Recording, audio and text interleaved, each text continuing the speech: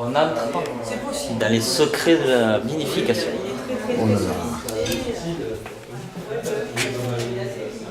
Alors déjà, je remarque que la température est bien fraîche. C'est une cave moderne parce que lors de la création, je me suis dit qu'on était au XXIe siècle et qu'il fallait faire une cave moderne, une cave du XXIe siècle. Alors, j'avais une solution, soit du tout industriel, ou soit tout ancien. Et en fait, mon idée a germé. On est à 2 km des carrières de la pierre du Pont du Gard, et j'ai décidé d'allier les deux, c'est-à-dire bardage industriel, qui est vraiment isolé, du style frigo, et ensuite pierre d'épaisseur de 50 cm du Pont du Gard, qui est une pierre qui est très friable certes, mais qui est microporeuse et qui permet justement d'allier la fraîcheur et les écarts de température. Ça ne revient pas. Oui, c'est vrai, c'est vraiment impressionnant. Voilà. En été, c'est pareil? Oui. Ah oui, ça conserve Ah vraiment. oui, en été, c'est pareil. Ah, formidable.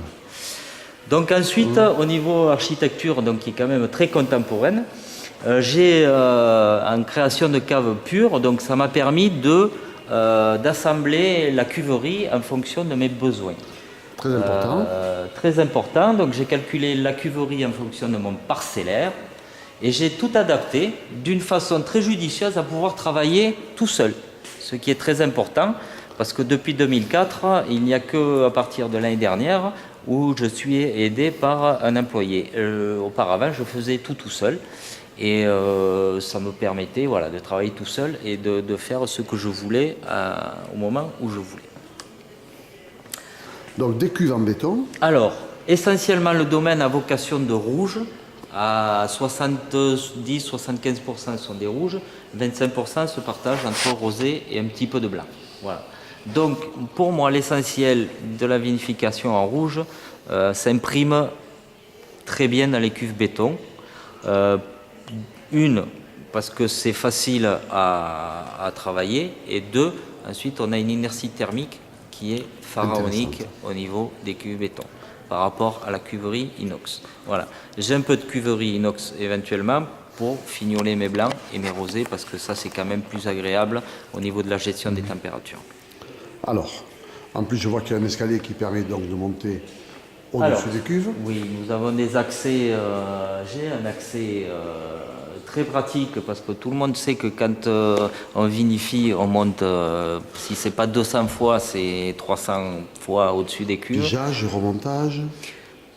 Délestage, pas de pigeage parce que je suis pas équipé, donc délestage et remontage traditionnel. Il n'y a rien d'exceptionnel dans ma vinification, elle est très simple, il n'y a pas de technicité outre mesure. Je laisse faire la part intégrante au raisin. D'accord. Voilà. Les cuves inox, donc. Alors les cuves inox, pour le blanc. Pour le blanc et les rosés. Parce qu'au niveau de maîtrise des températures, c'est quand même très facile de maîtriser. Les rouges, c'est un peu plus compliqué, donc c'est pour ça que je préfère en cuve béton laisser monter les températures doucement crescendo et les maintenir parce que l'inertie thermique du béton, une fois que toutes les cuves sont chaudes et qu'elles sont collées les unes aux autres, me permet de maintenir une température correcte à l'intérieur des cuves et de prolonger doucement, en extrayant doucement ce que j'ai envie de faire en fonction des cuvées. Alors si on avance donc, on peut voir cette belle pierre du Pont du Gard. Donc, dans lequel on repose une des premières bouteilles sorties. En fait, la première bouteille sortie du domaine, c'est celle-ci. Alors nous allons donc la filmer. C'est une cuvée, c'est une 2003. Parce qu'en 2003, avant de vouloir installer le domaine et la cave, j'ai anticipé en 2003, j'ai fait une micro-vinif qui correspond à peu près 350 bouteilles que j'ai appelée la préface. Bien joué, bien joué. Voilà. Bon, la préface, donc, il t'en reste quelques-unes? Oui, il doit m'en rester 120 bouteilles. 120 bouteilles. que je bon. garde Tu as raison, dans un endroit très tu as secret. raison, parce que j'espère qu'un jour j'aurai le plaisir de la goûter avec toi. Ben oui. Et donc ici, nous arrivons En un phase- petit peu dans en la phase phase finale, qui est les cuves de stockage, donc, Voilà, cuve de avant la stockage. mise en bouteille. Voilà, ce sont tous les vins qui arrivent ici sont utilisés pour mettre prêt à la mise. Voilà. Voilà.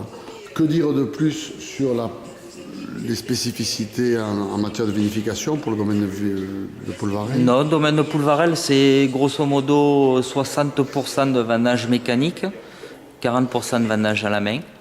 Oui. Un petit peu de macération carbonique. Pour 35 hectares voilà. de culture. Ouais, D'accord. pour Macération carbonique un petit peu. Oui. Trop. Ouais. Tu t'en sers pourquoi? Je m'en sers sur les caréniens parce que j'ai un hectare de caréniens. Et puis j'en fais un peu sur les syrahs aussi, bien entendu. Parce que c'est un cépage Très bien. qui lui va très bien. Alors, jeune domaine qui a 7 ans. Jeune Maintenant. domaine qui a 7 ans maintenant et qui... Et qui va loin un petit peu. Hein, Ben ouais, parce qu'en fait, c'est un domaine qui au lieu de, sur les prévisionnels bouteilles et vente vrac, en 2004, 2005, 2005 plutôt, quand on a vu la tendance de la crise, ben, j'ai dit à mon épouse, écoute, on avait décidé de vendre 60% en vrac et 40% en bouteille. Il faut qu'à la fin de l'année 2006, on ait inversé la tendance. Et vous c'est ce l'avez qu'on fait. a fait. Formidable. Et on est, Il faut voilà. dire quand même que tu es bien secondé. Et Il faut. Il faut le dire. Il faut le dire, et je ne le répéterai jamais assez. Il faut être secondé, et c'est encore mieux quand on est secondé par son épouse, bien c'est entendu. formidable, c'est formidable. Et on va aller peut-être voir les vignes. Oui. Mais je voulais te poser une question sur la typicité des Costières de Nîmes, de ton terroir, un petit peu. Alors, qui est un terroir, moi je dois bien le dire, un peu méconnu, ou du moins pas très bien représenté, du moins chez moi. Alors, les Costières de Nîmes, c'est vrai qu'ont une mauvaise réputation, entre guillemets. Il y a quand même dans l'ensemble des Costières une bonne dizaine de vignerons qui font de gros efforts et qui essayent de porter l'appellation vers le haut. Il est vrai que les Costières de Nîmes, c'est 12 000 hectares, mais il n'y a que 4 500 hectares à revendiquer.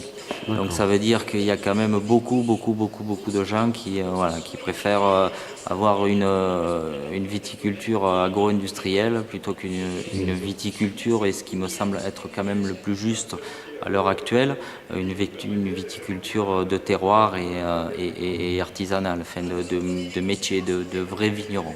Allez, on en parlera dans la vigne.